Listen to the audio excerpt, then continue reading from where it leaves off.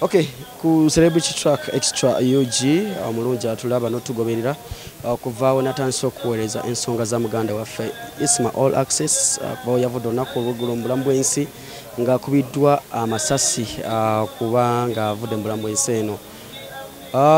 Babadde naffe nga mutugoberera ku ssiini okutuuka saa 8:30 mu kitundu ez'ekiro weyagiddwa ku ssiini n'atwalibwa mu ddwaliro okulabika nti yayongera okwekebejjibwa mu mbeera efaananidde awo kuba kubanga mutugoberera notuuka wano. Weewaawo Isma abadde mukwano gw'abangi. Isma yakola emikwano buli yali mu Uganda muno kyemanyi mu kaseera akabanga katono kategeddeko Isma afuuse mukwano gwe. Wano wendi ndi ne Edi Mezaya bamu ku bannayuganda bawangalira ebweru naddala mu nsi Isma gye yawangaliramu ennyo eye Sweden. Ayinza okutubuulira a brief background of Isma. Who is Isma? Yani n'akaseera ke bawangala nabo. Eky'omukisa omulungi anti Edi Mezaya ensonga zino zigenza obeerawo nga mwali mu ggwanga. Ndowooza nkyandibadde nga kyebikiro mu Muganda okubanga ava mu bulamu bw'ensi eno nga wooli. Batulaba asooka kubabuuzeeko mu mbeereyo. Bannaye mbalamusizza, amannya gange nze Edi Mezaya nga mbeera Sweden.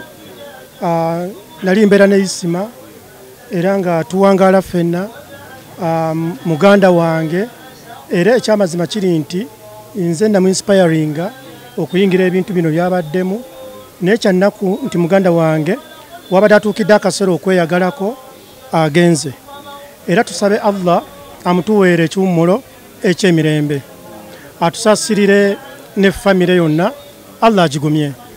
Amen. Okulaba essaawa zino a brief background of Isma All Access mu Sweden gye muwangalidde, kikyoyinza okwogera ku Isma nga bbanga lyobaddeko nayo?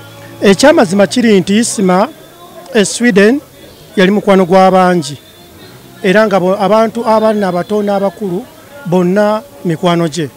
Naye nze omusajja gwe bayita Penge Penge ye yannyanjulira Isma ne mumanya, era okuva lwe namumanya ne tukwatagana. Isma bwe yali ajja mu Uganda era yasooka kwogera nange n'ambuulira nti naagenda kukomawo e Uganda ne muwa go ahead era ne tubeerako bye twayogera.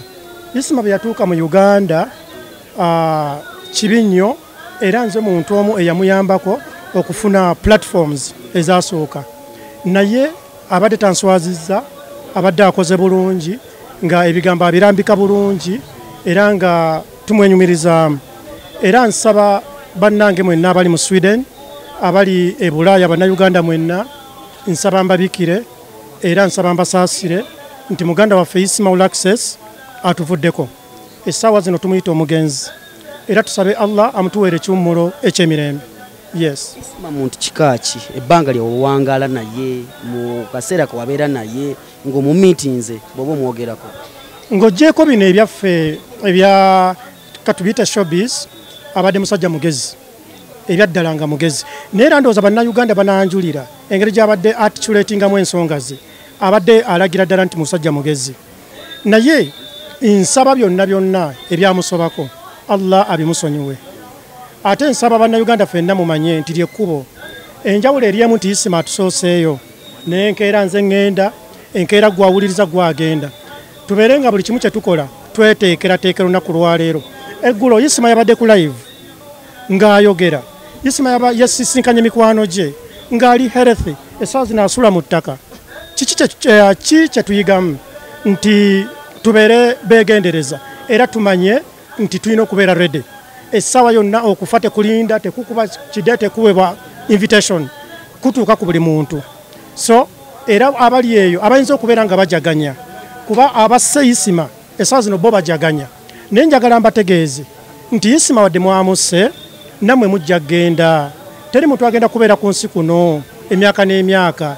Igwe genda otte munno, yiwe omusaayi gwa munno, wallahi billahi tallahi nawe oteeka okugenda.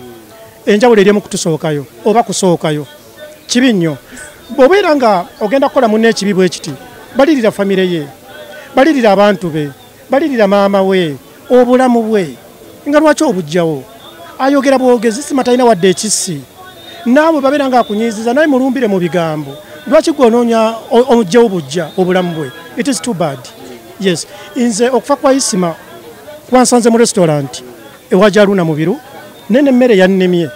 Nabadde manyi bannimba nagenza okulaba essimu yange nga evuga emirundi gye simanyi nengamba nga kituufu afudde kwegamba simanyi na benyinza byogera kati essaawa zino tuli eno ewaabwe ekatwe tuze muteeka mu ttaka imagine egolo twabadde tuli naye okufa bwe kutyo kibi nnyo. Isma ng'afuluma Sweden kyemanyi alina ebintu ebimu bye mwasheyalingako mwenna n'akugamba nti nfuluma Sweden naye embeera abasinga bagamba nti embeera yagamba nti embeera eganye kanzire ewaka e Uganda. Biki bye yasheringako na before leaving Sweden? Not even before leaving Sweden. Nze mbadde njogera ne Isma nnyo nga buli nsobi gy'akoze nga nze first blogger w'Abannayuganda bonna mbadde kinteekinga responsibility okwata essimu nenjogera ne Isma nemugamba Isma ABCD wagikoze bubi nsaba olongoosemu ABCD ekyamazima kiri nti nga mpa respect era Isma ebintu bye nga bwabikoze tampisangamu ku ggaali n'akamu olwabadde ayogera nange nga akulaga nti nno awa menta we respect bwabadde batuyita ku TV era nga betubeera ku set era nga akulaga nti akuwaki akuwa respect kati Isma ku myaka gy'abadde alina abadde ansinga obukulu naye ng'amanyi nti namusookayo kwegamba ye muntu ekitya ekyo nze ku lwange Edi Mizaya gwenfiiriddwa era Isma be bamu ku basajja babadde ba-appreciatinga era olwabya buli kaseera abadde ayogera ku Penge Penge kituufu Penge Penge yamukwata n'amwanjula erinze eri abantu abadde buli kaseera agamba Penge nga taswala kati singa tufuna Bannayuganda abalinga Isma 10 it could be so fine ne Katonda tayagala balungi.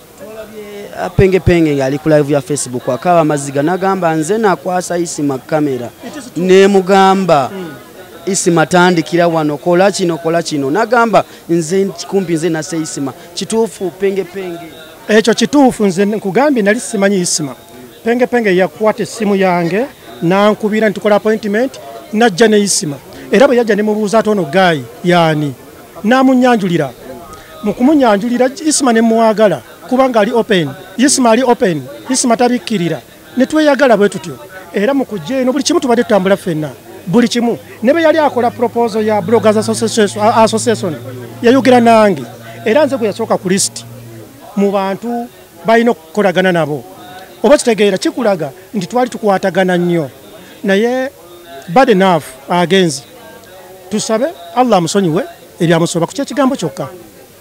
Essaawa zino buli muntu yenna agamba nti oba blogger oba munnamawulire social media blogger bonna tuli mu kutya kino kirekawa omulimu gwaffe okusinziira Isma engeri gy'adde ayogeramu ngattanya ensonga ze kino kirekawo omulimu gwaffe guno gwe tubangalira. Yes, omulimu gw'aba bloggers gulimu okusoomoozebwa kubanga kati omuntu abadde vabo abasinga obungi gwe balabirako naddala wano mu Uganda gwe bajjeewo kati n'ekyo kiweggwa omwana omuto abadde alabira ku Isma alabira kufa abasookayo nti nkwegayiridde manya buli kimu kyokola obulamu tebuzzikawo ekintu ky'obulamu buli kimu kyokola kikole naye ng'omanyi nti nno obulamu teri garage ekanika bulamu wadde ne babeera bakumenye lugalo terujja kudda ojja kubeera mulema ebbanga lyonna so obulamu tukitwale nga kikulu naye omulimu gw'ababloga temugussa kola ebibyo kubanga ne bw'ota okikole ojja kufa bonokola ekituufu ojja kufa kati kola ekyo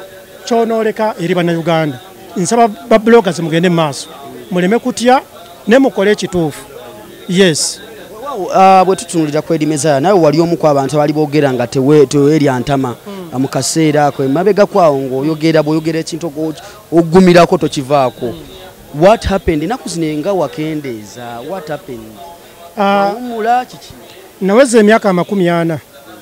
Omuntu bw'oweza emyaka 40 otandika okulowooza ku kufa otandika okumala valu y'obulamu bwo abaana bo oyagala bakule otadde ssente mu baana bo oyagala babeereko kye bakola okirabeko kaakati ne mmanya nti yali atambula ku sipiidi 8 nina atambula ku sipiidi 5 6 kuba kaakati emyaka 4 oba otandise okulaba ku by'obugagga byo nti njagala ennyumba zange ziri zenzimbi oba obuntu bwange nange mbufunemu bampiteko omugagga kati ekyo abantu batono nnyo abakikola ki abakibala omuntu bw'otuuka mu myaka 40 gye nnina n'osigala ng'okola ensobi eziyinza okubeera nti wazikola ng'oli myaka 30 obeera mugwagwa oba kitegeera yensonga lwaki sipiidi yange yasalikako bw'obeera ng'ovuga emmotoka ng'oli myaka 32 emmotoka oyagala gitwalira mu 100 ne bw'otuuka mu myaka 40 oteeka okubala ekkoona n'ogamba ekkoona lino liyinza okunnema oba kitegeera naye bw'obeera mu myaka emito weyita mugezi weyita w'amaanyi buli kimu gw'okitegeera so kaakati obwo bwe buzibu era y'ensonga lwaki sipiidi eyinza okuba